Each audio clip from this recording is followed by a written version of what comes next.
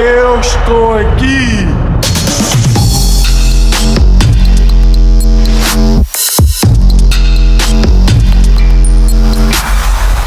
Imagine this transfer did not happen. In July 2018, Cristiano Ronaldo shattered the European football hierarchy by completing a $100 million transfer to Juventus. A seismic shift that brought a sudden, unceremonious end to his historic 9-year tenure at Real Madrid.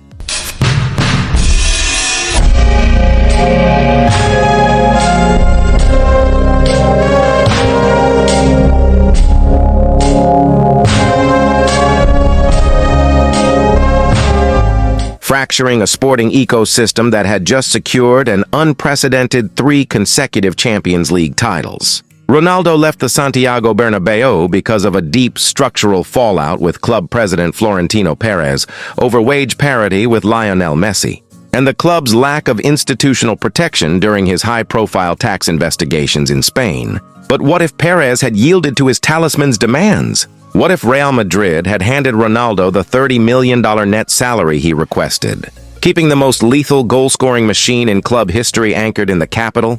By choosing to remain at Real Madrid, Ronaldo isn't forced to adapt to the grueling, low-tempo defensive blocks of Italian Serie A. Instead, he stays fully embedded within the hyper-optimized cross-delivery machine engineered by Zinedine Zidane.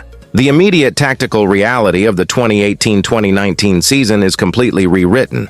In our world, Real Madrid collapsed into an institutional crisis without Ronaldo, sacking Julen Lopetegui after a 5-1 El Clasico humiliation and crashing out of the Champions League round of 16 to Ajax in a historic 4-1 home defeat, scoring their lowest seasonal goal tally in a decade. With Ronaldo still operating as the apex predator in the box, that offensive void never opens. The telepathic service line from Karim Benzema, Toni Kroos, Luka Modrić, and Marcelo remains entirely intact. Instead of a catastrophic trophyless season that forced the frantic premature rehiring of Zidane, Real Madrid maintains its iron grip on European competition. In the 2019 Champions League knockout stages, Ronaldo's unparalleled clutch gene provides the definitive leverage needed to bypass Ajax's high-pressing structure. Rather than crashing out in March, this stabilized Madrid side marches deep into the tournament, directly challenging Jurgen Klopp's Liverpool for continental supremacy and positioning themselves for a 4th consecutive Champions League crown. The economic and structural domino effect inside the Bernabéu boardroom changes the destiny of Real Madrid's transfer policy for the next 5 years. In our world, Ronaldo's departure panicked Florentino Perez into a desperate reactionary hunt for a new global Galactico. The board immediately sanctioned a disastrous $115 million transfer for Eden Hazard from Chelsea, handing him a massive $400,000 a week contract. Hazard arrived out of shape, suffered a continuous cycle of ankle fractures and muscular tears.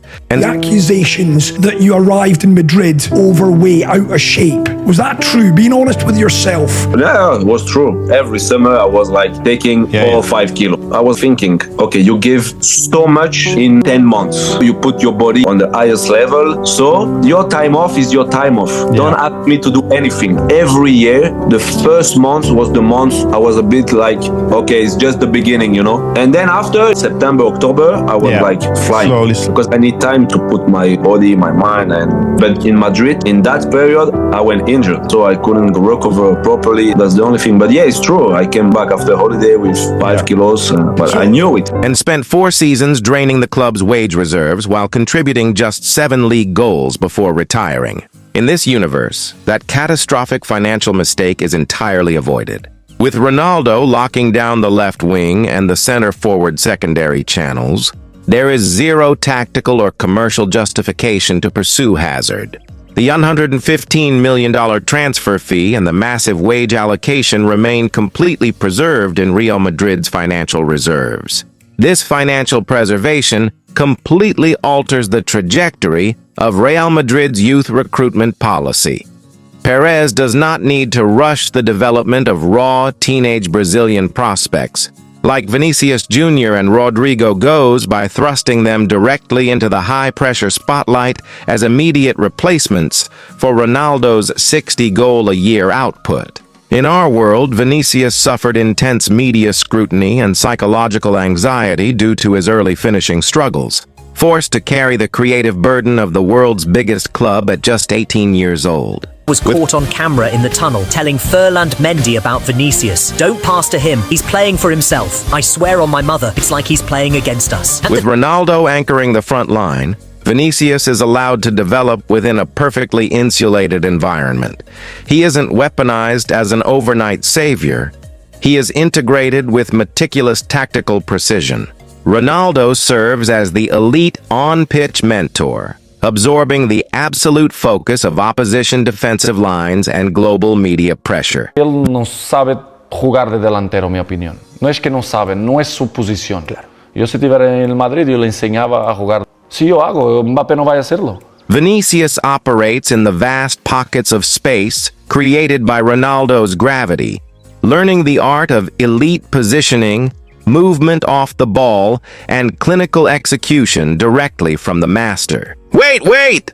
Before you continue watching this video, do y'all currently have plans to buy your favorite football jerseys? The FIFA World Cup is just around the corner. Real jerseys are costing more than $200 nowadays. That for just a shirt? What if I say you can now get it for just $15 with no compromise in quality? Go to coco101.com. They have the latest jerseys and the oldest ones too. Plus, it's just $15. Order your jerseys before the World Cup starts. If you think it's a scam or something, look at this Scam Advisor report. Check out the link in the description. Back to the video. Ronaldo assumes the absolute responsibility of the locker room, preserving the sacred chain of succession and turning Vinicius into a refined, unstoppable winger long before he is forced to lead the team independently. This tactical longevity fundamentally changes the individual legacy balance of the Ballon d'Or and the historic race for the all-time goal-scoring record. Ronaldo left Spain with 450 goals in 438 games for Real Madrid. In Italy, despite scoring 101 goals for Juventus, his scoring efficiency naturally declined due to the rigid defensive setups of Max Allegri and Andrea Pirlo, coupled with a severely downgraded midfield infrastructure compared to Kroos and Modrić. By staying in La Liga, where the technical, open space style of play is perfectly calibrated for his late career transition into a pure clinical number 9, Ronaldo's scoring metrics stay completely vertical. He easily breaks the 500-goal barrier for a single club, maintaining an unmatched output of 50 goals per calendar year deep into his mid-30s.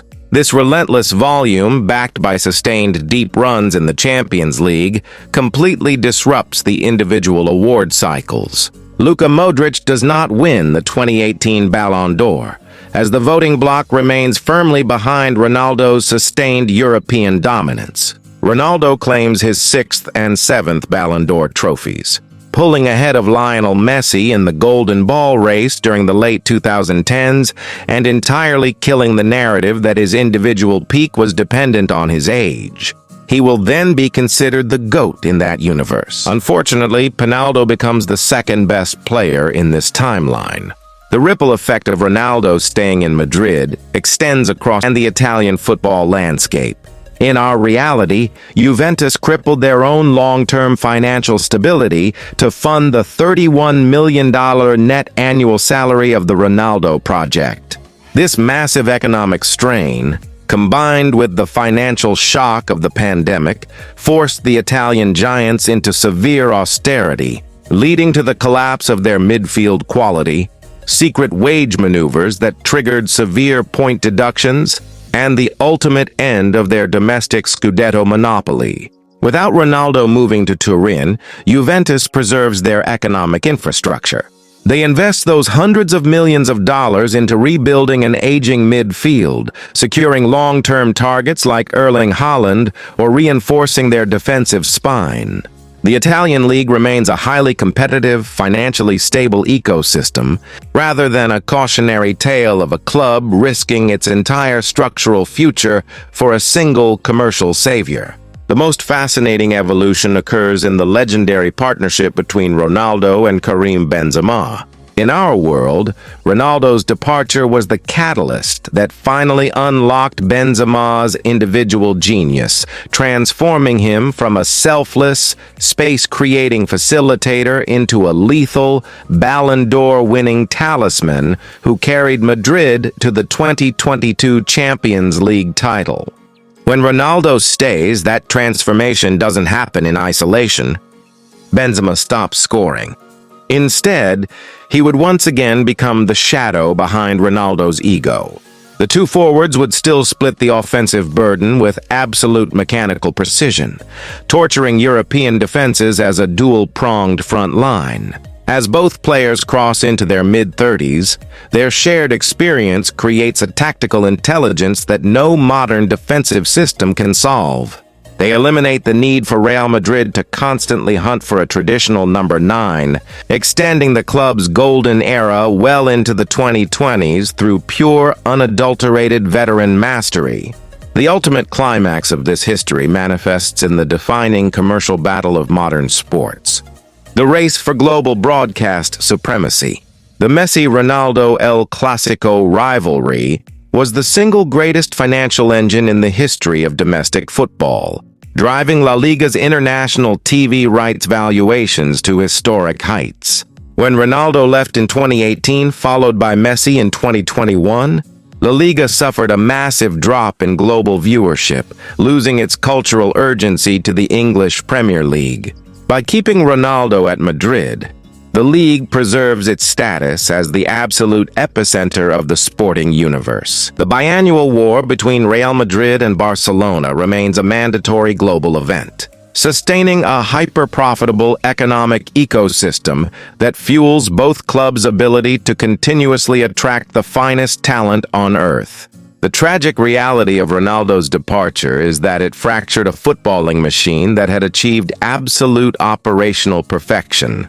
By choosing to walk away over an institutional power struggle with Florentino Perez, he traded the most effective supply line in sports history for a nomadic journey through Turin, Manchester, and Riyadh. Stripping away the $100 million Juventus transfer fee reveals the ultimate truth of this sporting what-if. Cristiano Ronaldo didn't find greater individual validation by leaving Real Madrid.